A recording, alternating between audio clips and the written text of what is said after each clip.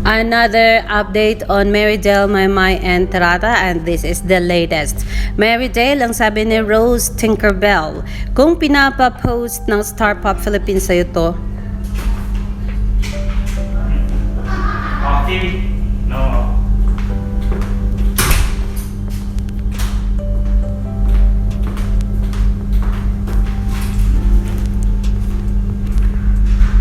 so Marydale, kung pinapapost ng Star Pop Philippines sa'yo to, which is obvious given na nakaayos, please know that these are small and unofficial playlists unlike sa nabibigay nila sa ibang artista. Grateful ka, I know, pero yung deserve more than this, Marydale, yan ang sabi nila kasi nga pinost ni Mama itong Otodedma ni Mama Entrata is featured daw ngayon sa bagong Pinoy Sound sa Spotify.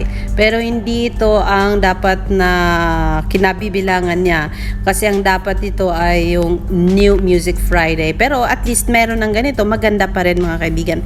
Ang sagot ni Rock Santos nito, it is not Rock Santos and Star Pop Philippines na magde-decide kung anong music ang ilalagay sa New Music Friday, and that the only deciding people na gagawa nito ay ang Spotify. Yan po ang kasagutan sa katanungan natin, bakit hindi mailagay-lagay sa New Music Friday ang Otodedma ni Maymay nung ito ay may collaboration ni Wosok. At the moment na na-release nila yung solo version ni Maymay ay ganun pa rin at hindi pa rin nailagay sa New Music Friday ang solo version.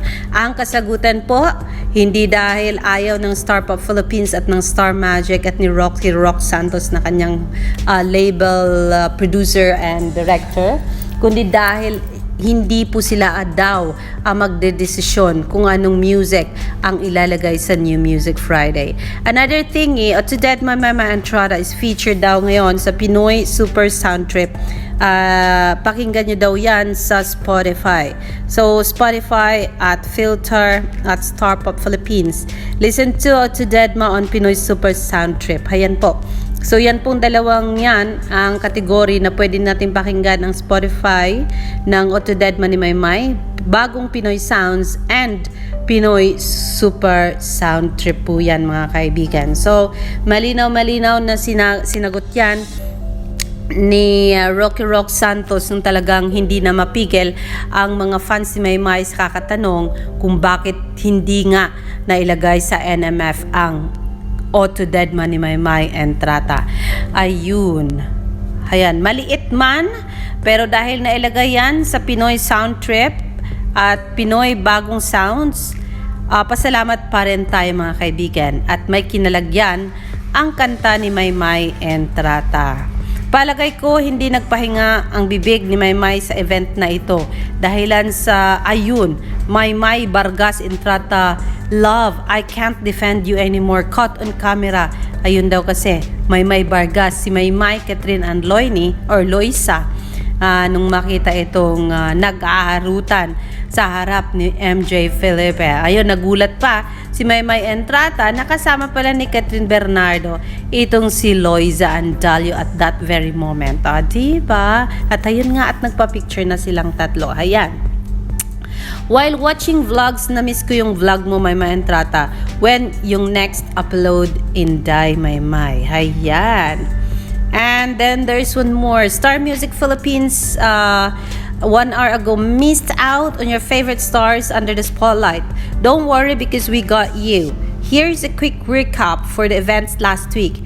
ABS-CBN Music, Star Music Philippines, Starship Records, Star Pop Philippines, Chester Mandela, Janine Berdin, Maymay Entrata, Lois Andalio, Vice Ganda, and Jana Saplan. Narito po ang clip summary ng nangyari last Sunday.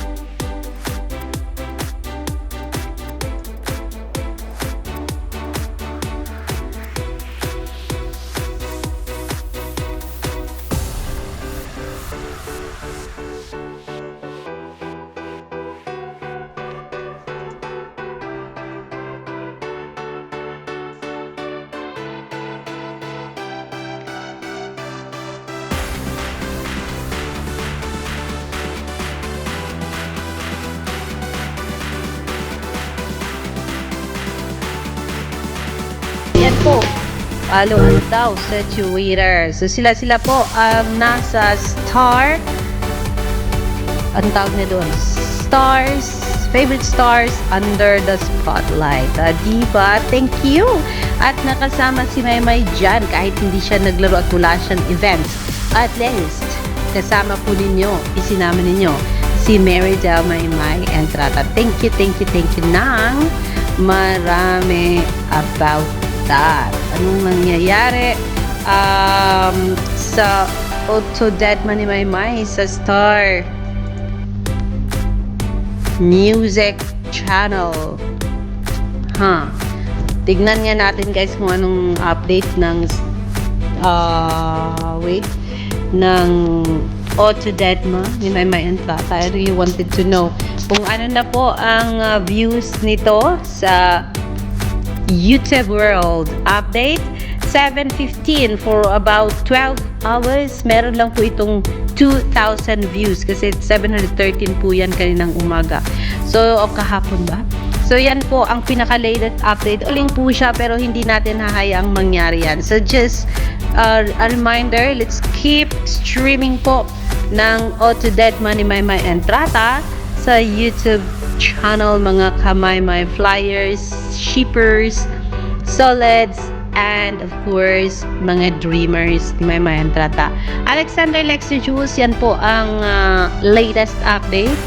Karagdagang update lang po natin yan sa kung anong mga nangyayari sa kay Maymay Entrata for the whole day. Ayan. I will see you later for more. May nabasa lang po akong konti. See you! Bye!